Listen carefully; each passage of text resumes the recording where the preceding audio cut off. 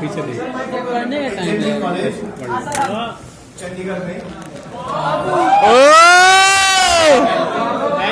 यार अपनी तो ज्यादा बातचीत हो ही नहीं पाई ना, अब तो अभी भी मिले हैं जस्ट।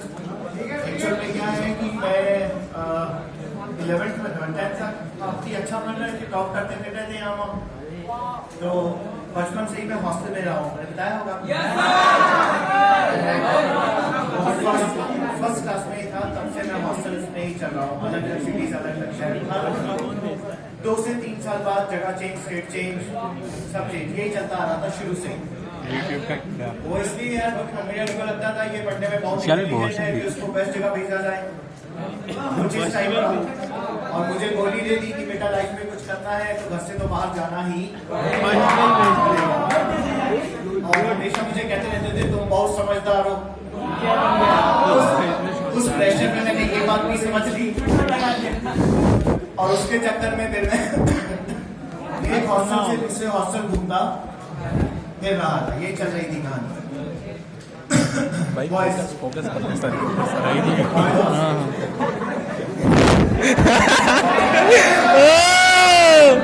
फिर गया नहीं देखने भाई मैंने सोचा यार बचपन से टॉप कर रहे हैं अब तक तो कुछ हुआ नहीं, तो एक ब्रेक तो बनता है। मतलब हार्मोनल इम्बैलेंस की वजह से शायद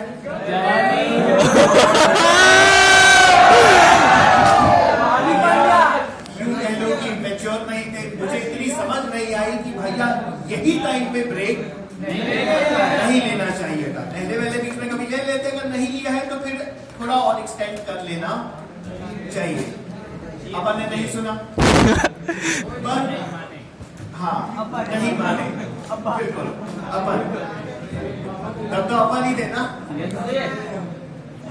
तो फिर उससे क्या हुआ यार कि 11th 12th में गए भी चंडीगढ़ से पढ़ने। अब तुम लोग तो होता है ये तो फिर भी एक डिसेंट जगह है। चंडीगढ़ तो बहुत हरा भरा है ना,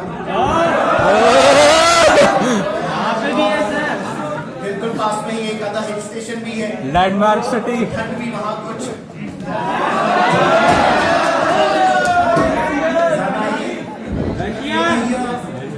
अपन वहाँ जाके पढ़ नहीं पाए।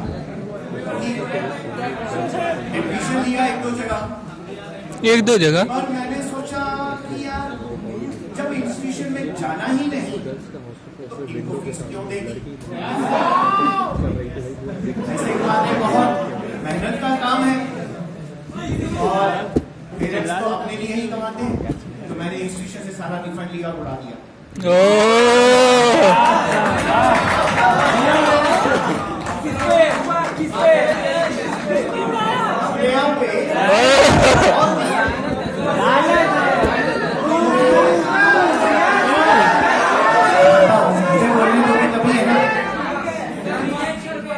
पर एक बात हमेशा रही मेरे साथ, मेरे फंडे हमेशा क्लियर रहे। मैंने कभी ये नहीं कि मैं सोच रहा हूँ देखने तो सब देखो कुछ ऐसा करने से मुझे मेंटल डिस्टर्बेंस होती है। मैं जो सोचता हूँ समझता हूँ जो मुझे ठीक लगता है मैं वही करता हूँ। हाँ एक बार एनालाइज कर लेता हूँ कि ये सही है या गलत, क्योंकि पूरा तो डिफरेंशिएशन करना पड़ता है ना सारा लोग। उस टाइम पे मैं इतना डिफरेंशिएशन भी नहीं कर पाता था या करता था। तो फिर क्या था, अपना एक सिंपल फंडा था कि भैया यहाँ वहाँ घूमो सब जगह, मस्त है मस्त, खाना वाना खाओ, बाकी खाओ दोस्तों के साथ, इधर चले गए उधर चले गए, फिल्में देख ली, पूल खेल लिया, धक्के वक्के खा के रात को 1-2 बजे हॉस्टल आ जाते थे और 2 बजे जब आके सोते थे, फिर उसके बाद सुबह उठते थे 11-1 बजे, जब तक लंच पता होता था कि हाँ कुछ खाने को मिल जाएगा, क्योंकि नाश्ते के टाइम पे उठने का स्कोप था नहीं। तो लंच से थोड़ा पहले उठते थे कि उठेंगे और जाते ही बस खाना वाना कुछ मिल जाए, खाना वाना खा के बस हम निकल लेते थे और उसके बाद फिर रात के 2 बजे वापस आते। कहाँ जाते थे, जहाँ जाने मिल जाए, जहाँ जाने मिल जाए। सबसे पहले रसिया, सबसे पहले हम लोग जाते थे साइबर कैफे।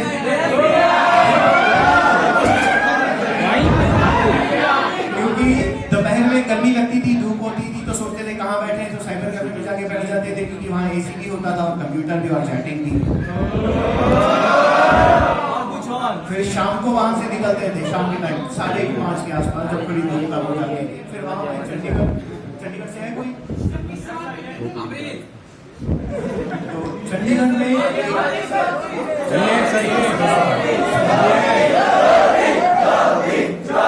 अरे बस करो भाई। तो चंडीगढ़ में एक एरिया है जहाँ पे शाम के टाइम पे यूजुअली जो यंगस्टर्स होते हैं वो बाइक और गाड़ी लेकर यूं राउंड मारते रहते हैं, उसको कहते हैं गेड़ी लूट। प्रॉपर भी, हाँ कुछ भी कह लो, पर क्या है ना कि चंडीगढ़ थोड़ी सी क्लासी जगह है, तो वहाँ छपरी लोग नहीं हैं।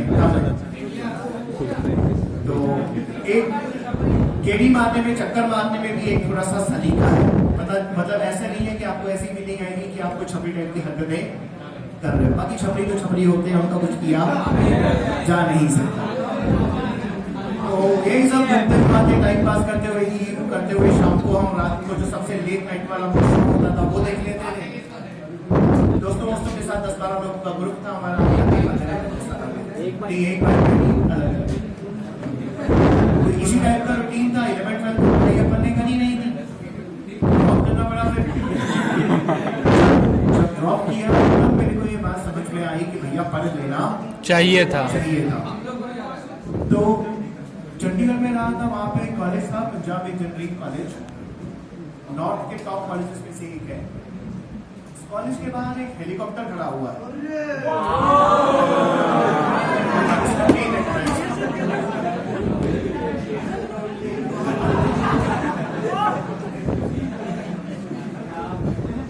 तो उसके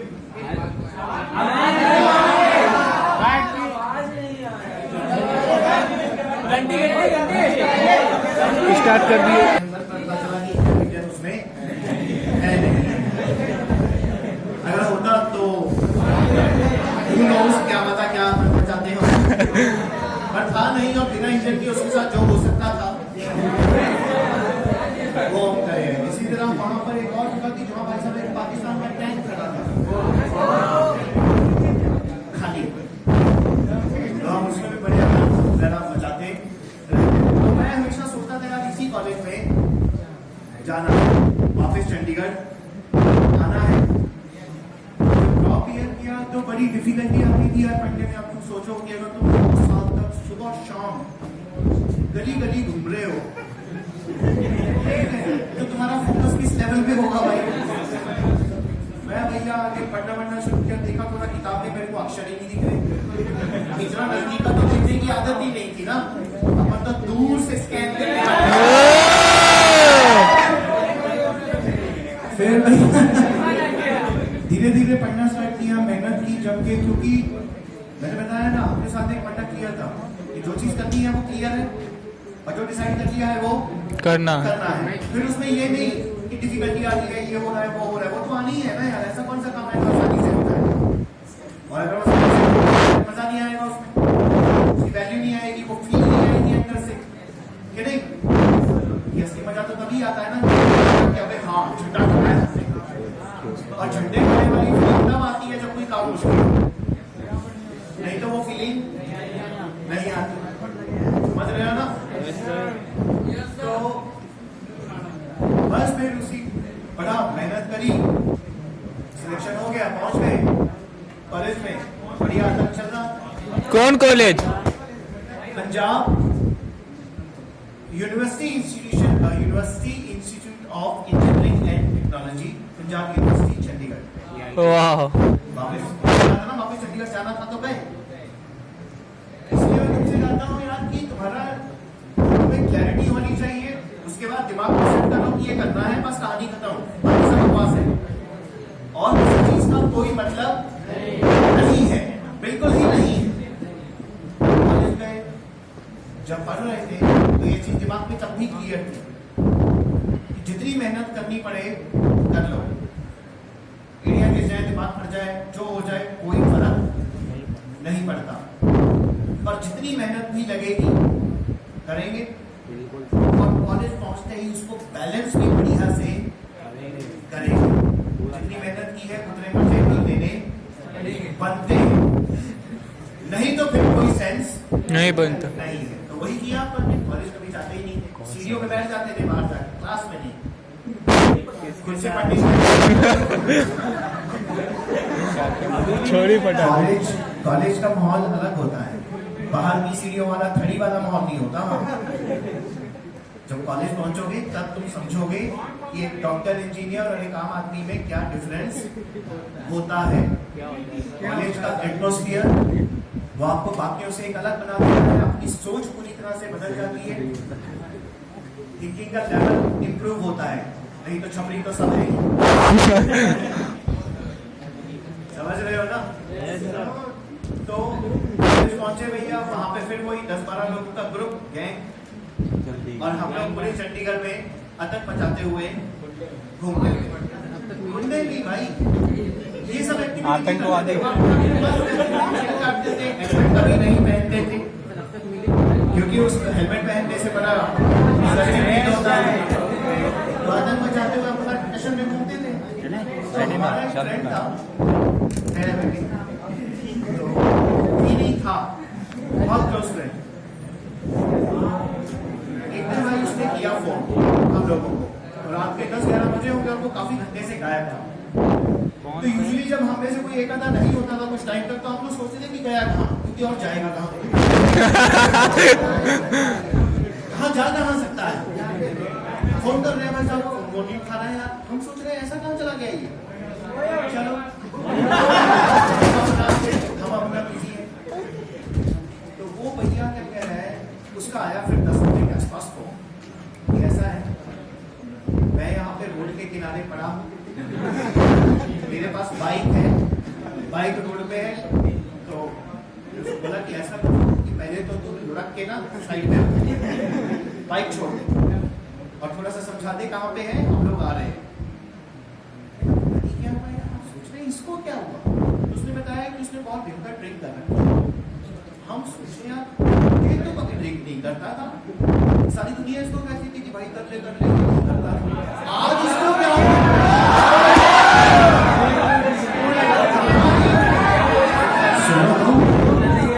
कहाँ ये जाकर आ रहा है और किसके साथ जाकर आ गया, हम लोग कंफ्यूजन में, हर रास्ते में है।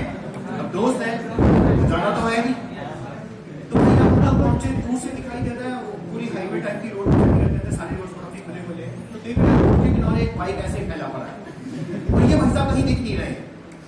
तो हम वहाँ पास में पहुंचे, तो चंडीगढ़ में क्या है ना कि जो रोड बनी हुई है उसकी साइड पे थोड़ा थोड़ा घास वाला एरिया करके नीचे तक बना रखा, फिर थोड़े से मतलब 2-3 फीट की जगह रोड के दोनों साइड खाली है।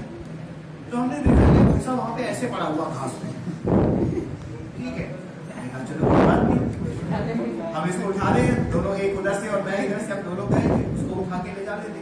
पुलिस का टेंडर आ गया, पुलिस वाले कह रहे क्या हुआ भाई, कुछ नहीं करने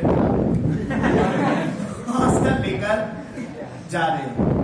अब वो भी आतंकी लौटा, माने वो भी नहीं, क्या कह रहे हैं, उसको लगा कि शायद हम लोगों को भी कुछ बोल रहे हैं, तो वो क्या कहता है, भैया इन्होंने कुछ नहीं किया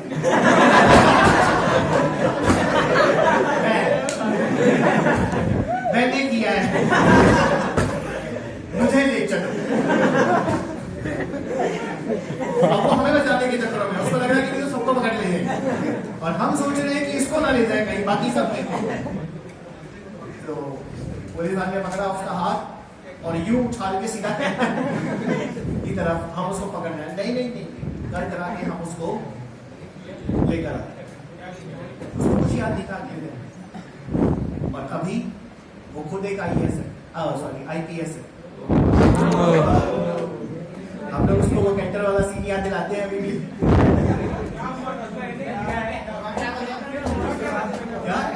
किया ड्रिंक क्यों किया? यस बस ट्रेन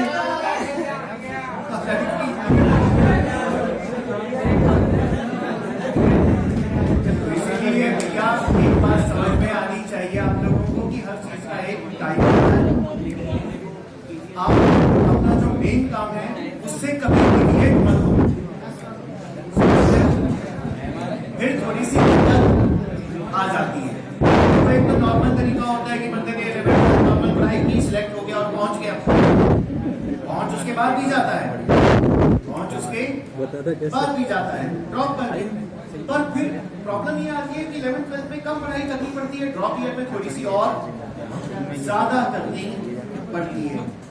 फिर अगर आप सिलेक्ट हो गए तो मेहनत तो तब भी करनी पड़ती है, और अगर नहीं हुए तो फिर हो सकता है और ज्यादा मेहनत करनी पड़ जाए। तो जो आसान रास्ता है, सीधा रास्ता है, टेस्टेड रास्ता है, उससे डिविएट होने का कोई ज्यादा बेनिफिट है नहीं। हाँ, पर अगर आपको रास्ता सूट नहीं कर रहा है तो एक अलग बात है। समझ रहे हो ना मेरी बात? अब जैसे आप लोग अगर एग्जाम की प्रिपरेशन कर रहे हो, डॉक्टर बनना चाह रहे हो भाई, तो मन से कोशिश करो, टाइम पास मत करो, टाइम पास नहीं करो। समझ रहे हो? मैं इस चीज के बहुत अगेंस्ट हूं कि भैया पढ़ना भी चाहते हैं, पढ़ ही नहीं रहे, या नहीं पढ़ना चाहते हैं फिर भी आगे क्लास में बैठे हैं। अबे उससे अच्छा तो कुछ बाहर ही कर लो बे। टाइम खराब मत करो, सीखो कुछ। फिर बताया ना 11th 12th पढ़ता नहीं था, और उसका भी कुछ अलग बेनिफिट हुआ मुझे काफी। विजन, लोगों से मिलते हैं तो सीखते हैं ना, एक दूसरे की सोच पता चलती है। वही 11th 12th वाले दोस्तों में से एक है जो अभी बॉलीवुड में हीरो है। कौन सा हीरो? क्या बात कर रहे हैं? करवाल, अगर आपने नाम सुना, बेचारा भी स्ट्रगल ही एटलीस्ट वो टीवी सीरियल आता है, बालिका वधू था कोई एक, और एक वो श्री कृष्णा वाला, उसमें वो अक्सर वो श्री कृष्णा वाला रोल के लिए उसको चेप दिया गया है कि भाई तू यही कर ले, कर रहा है।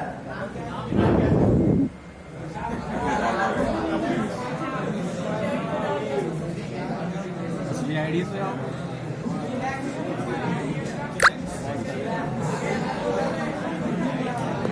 1920 एक हॉरर मूवी थी, उसमें थी बहुत गंदी एक्टिंग करी थी भाई ने। पर ओवरऑल ये बता रहा हूँ कि एक्सपोजर मिलता है आपको लाइफ से। लेकिन अगर आप खाली ही करके टाइम पास कर देते हो ना, तो ना तो जो ट्राइड एंड टेस्टेड तरीका रास्ता है ना आप उस पे चल पाते हो, ना ही आपको लाइफ का एक्सपोजर मिलता है। फिर आती है डिफिकल्टी। समझ में आई मेरी बात? अगर आप कभी भी अपने आसपास चारों तरफ देखोगे ना, एक बहुत डीप बात बता रहा हूँ, एक ही सेंटेंस की, ध्यान से सुनना। हाँ हाँ बोलिए। हो जाती है, मेरी भी हुई गई। ओवरऑल अपने आसपास के लोगों को कभी ऑब्जर्व करना, एक कम सक्सेसफुल और एक ज्यादा सक्सेसफुल आदमी की बातें सुनना, उनको जमीन आसमान का डिफरेंस दोनों में नजर आएगा। एक लेस सक्सेसफुल आदमी हमेशा इस तरह की बातें करेगा, ये प्रॉब्लम थी, ये ऐसा था, ये वैसा, इसलिए मैं ऐसा हो गया, ये ऐसा हो गया है, उसकी किस्मत अच्छी है, उसकी किस्मत अच्छी है, हमारा दिमाग कम करता है, हमारे ये है और उसके वो है। एक सक्सेसफुल आदमी कभी ऐसी बातें नहीं करता है। समझ पा रहे हो तो मेरी बात? रास्ता ढूंढते हैं लोग। अगर आप खुद सोचो, आप ही का एग्जाम्पल बता देता हूँ मैं आपको। कोई ऐसी चीज जो आप करना चाहते हो, भयंकर एकदम,